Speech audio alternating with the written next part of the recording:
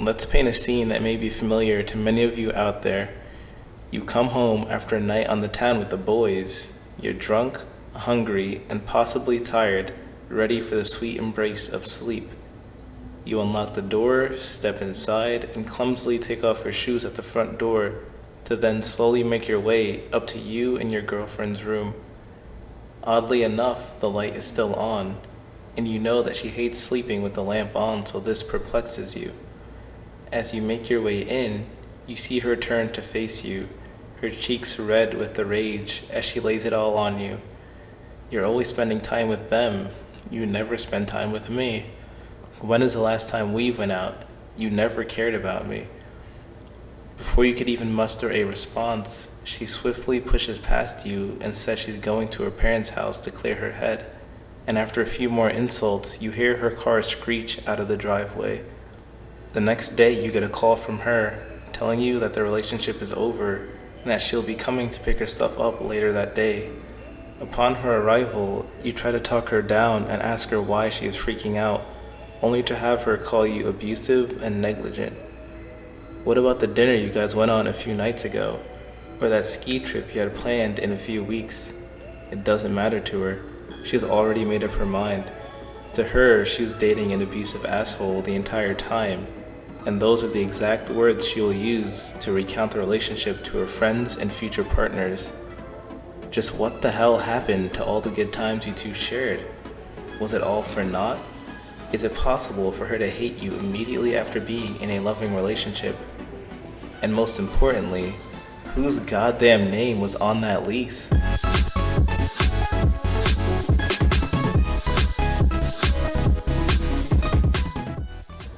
Allow me to introduce you to something called the light switch effect.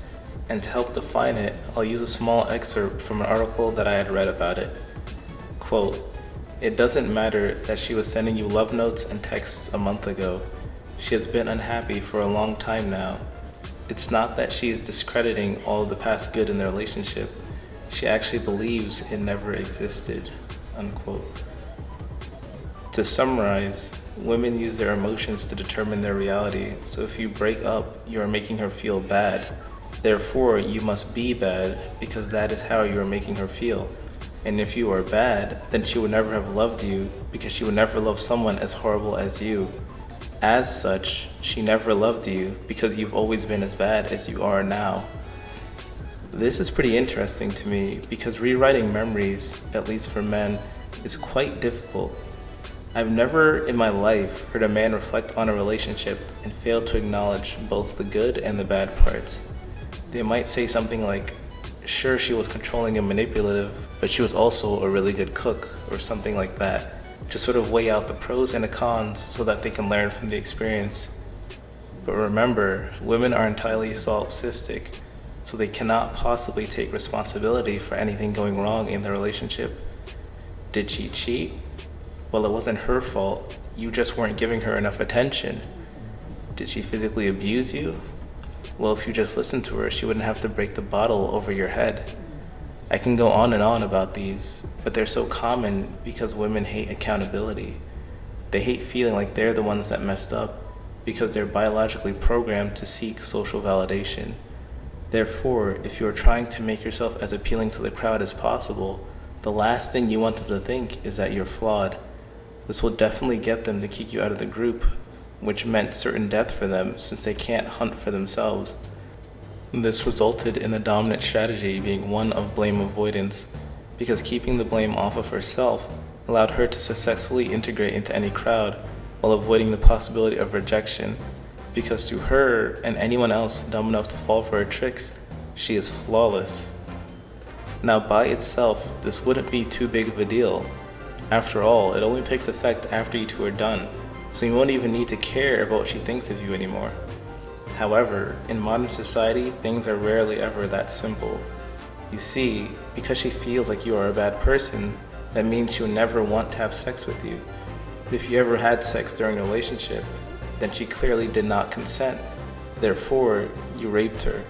She retroactively revokes her consent, so that means you get the pleasure of going to prison because she doesn't like you anymore. And for whatever reason, this makes perfect sense in the eyes of society.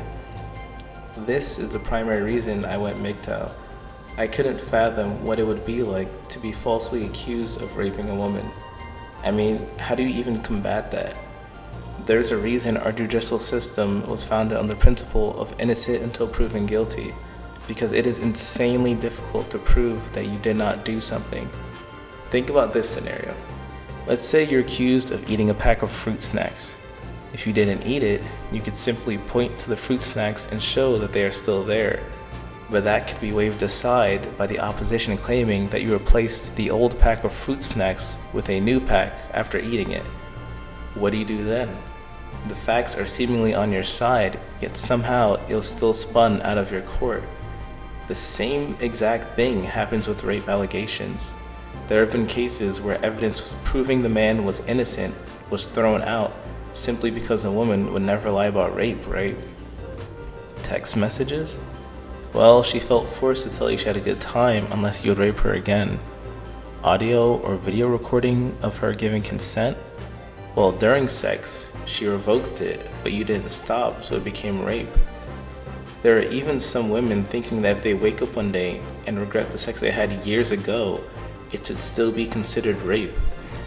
You can't compromise with these people. You can't even interact with people who have their morality compromised to such a degree. Why risk it? Why go through all that stress for some moist hole that has been leased by 500 guys before you? I mean, do I even have to explain any further? It just isn't worth it in the slightest. No man or woman is worth the loss of all of your potential.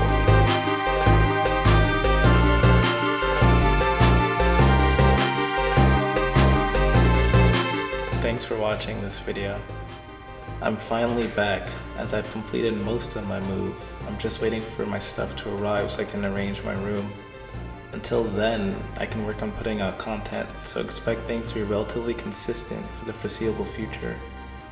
But yeah, that's about it. Feel free to let me know if you've experienced something like I've detailed in this video. I know I can't be the only one who had an ex claim I was abusive and controlling when I placed literally zero boundaries on her behavior whatsoever. And of course, being the blue pill simp I was, I just kind of accepted it as if it was my problem. Well, what can I say except the fact that we live and learn, right? Otherwise, like and subscribe for more content like this, and as always, stay prosperous.